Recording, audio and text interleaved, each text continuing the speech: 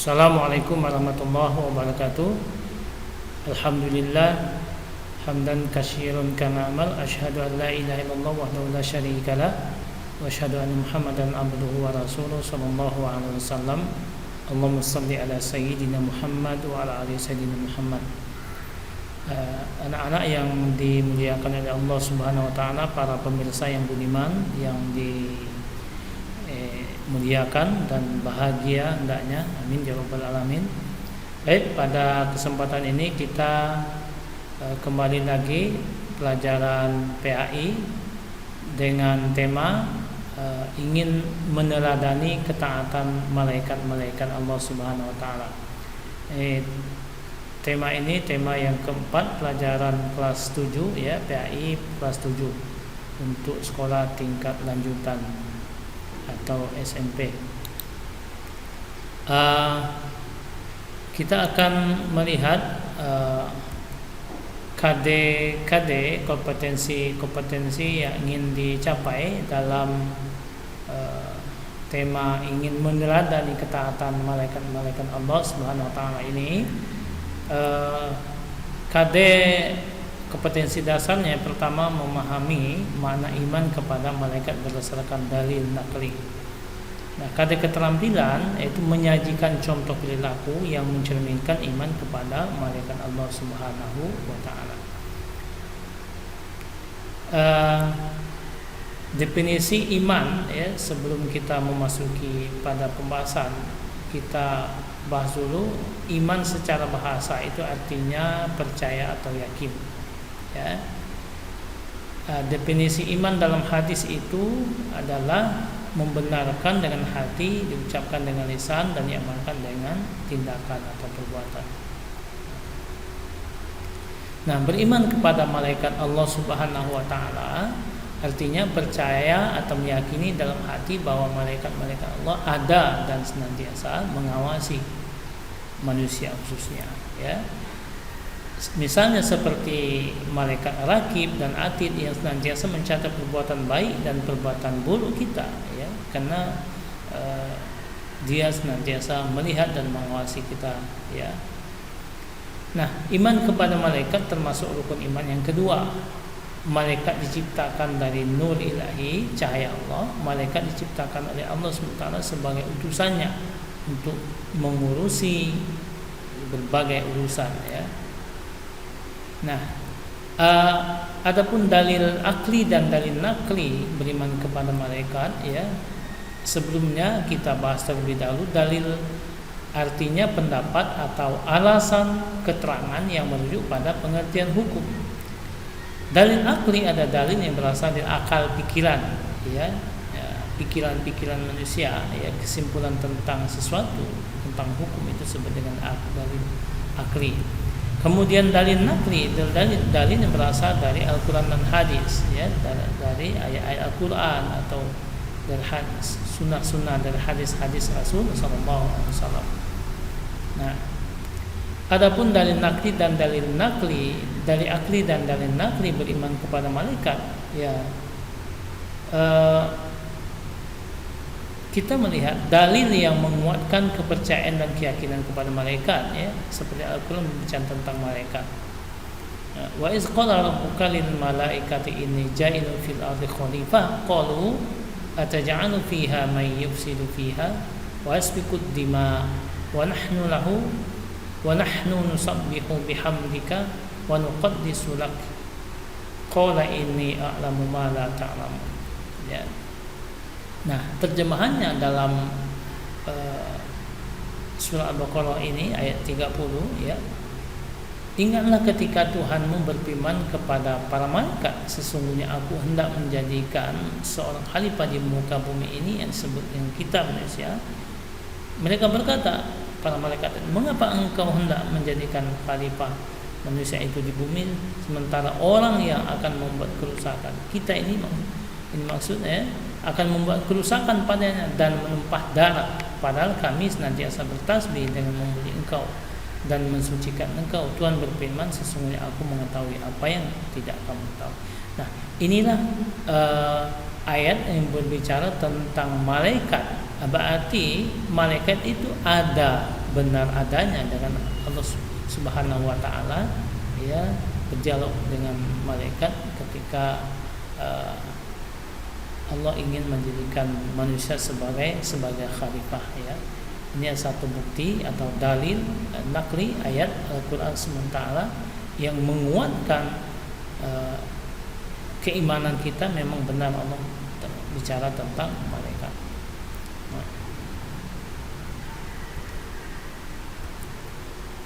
Nama-nama malaikat dan tugas-tugasnya, ya. Malaikat Jibril tugasnya menyampaikan wahyu kepada nabi dan rasul. Nama lain malaikat Jibril itu Roh Al-Qudus, Ar-Ruh Al-Amin, atau, ya, Namus, itu nama-nama lain dari Jibril.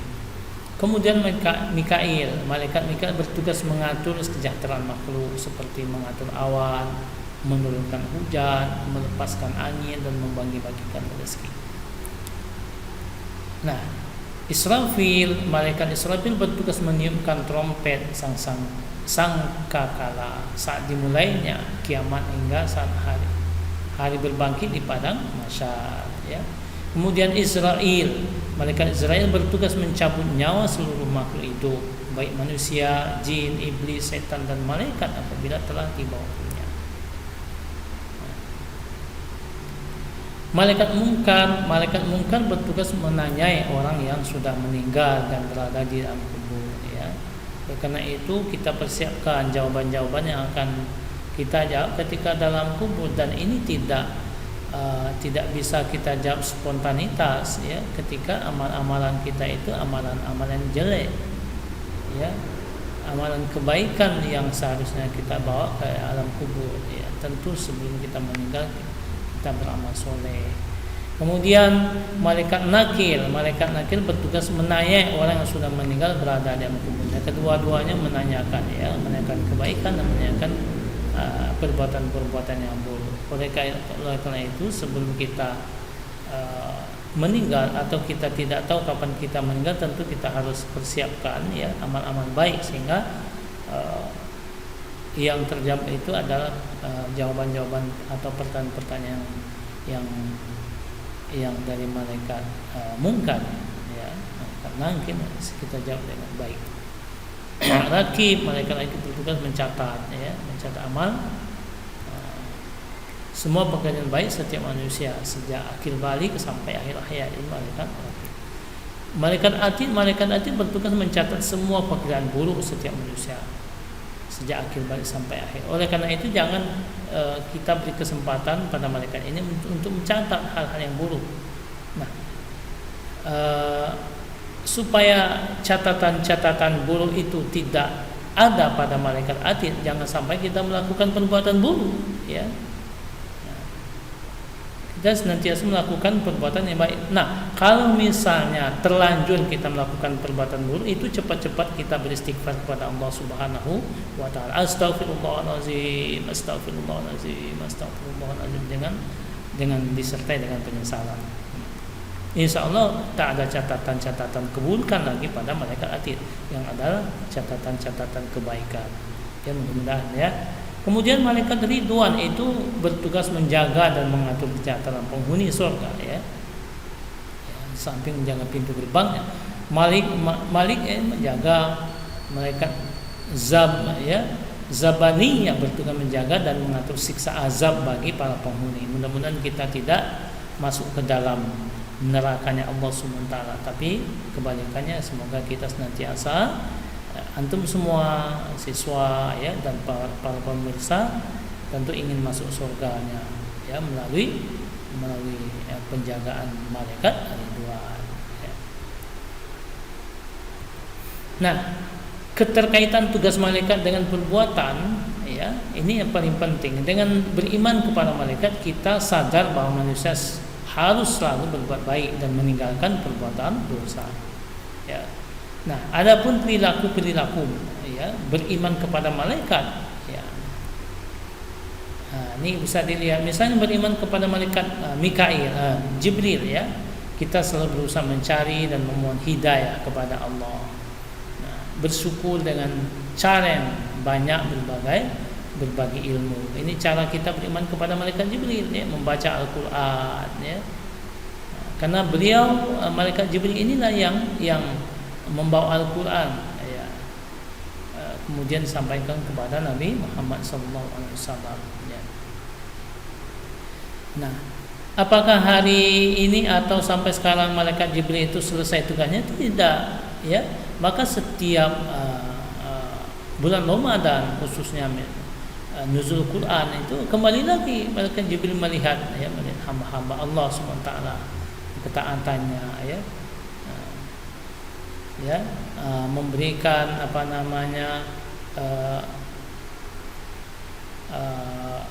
ketika kita beribadah bulan Ramadan kan ada diberikan lebih baik amal dari 1000 bulan. Itu adalah kerja-kerja pada malaikat Jibril, ya, yang melihat dan mengawasi hamba-hamba Allah SWT yang nantiasa beribadah.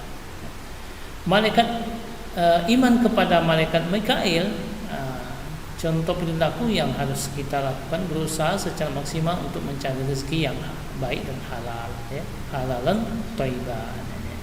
Kita yakin tuh malaikat Jibril akan mengawasi dan melihatnya. Malaikat Israfil, ya, seperti apa perilaku kita memohon kepada Allah agar diselamatkan dalam menghadapi musibah dan huru-hara dunia, ya, huru-hara dunia maupun saat terjadinya hari kiamat. Ya. Nah, kita berdoa kepada Allah agar kita terhindar dari huru-hara seperti itu, ya, keganasan atau dahsyatnya kiamat itu, ya. Kemudian malaikat Israel, contoh perilaku yang harus kita siapkan, ya, mempersiapkan diri untuk menghadapi kematian, selalu berdoa agar terhindar dari siksaan sakaratul maut ketika ajal menjemput kita. Nah, contoh perilaku beriman kepada malaikat Munkar dan Nakir, ya, selalu memohon kepada Allah agar dilapangkan di alam kubur dan ringankan dari siksa kubur. Nah, beriman kepada malaikat Rakib, apa perilakunya? Memiliki niat baik, senantiasa berniat baik, ya, pergi sekolah niat baik, ya, mengerjakan pekerjaan sekolah niat baik, ya, pergi keluar rumah perintah orang tua niat baik, lakukan niat baik. Senantiasa kita memperbarui niat. Nah, itu akan dicatat, ya, dalam segala perbuatan, baik ucapan maupun perbuatan. Nah, iman kepada malaikat Atid menjauhi niat yang buruk, ya, perkataan kotor, perbuatan jelek, menjauhi perilaku tercela, apalagi mengatakan atau melawan orang tua, ini langsung dicatat oleh malaikat Atidnya, ya. Oleh karena itu hati-hati dengan perkataan atau perbuatan terhadap orang tua kita sendiri, ya. Kemudian contoh perilaku beriman kepada malaikat Ridwan, selalu memohon kepada Allah agar masuk surga dengan aman, ya, menciptakan kedamaian dan keamanan di dunia, ya. Nah, contoh perilaku beriman kepada malaikat Malik, selalu memohon kepada Allah agar terhindar dari siksaan neraka, ya. Nah, itu yang bisa kita sampaikan pada kesempatan ini. Mudah-mudahan banyak pelajaran dan banyak hikmah yang bisa kita ambil, ya. Banyak kekurangan, bila taufiq wal hidayah. Assalamualaikum warahmatullahi wabarakatuh.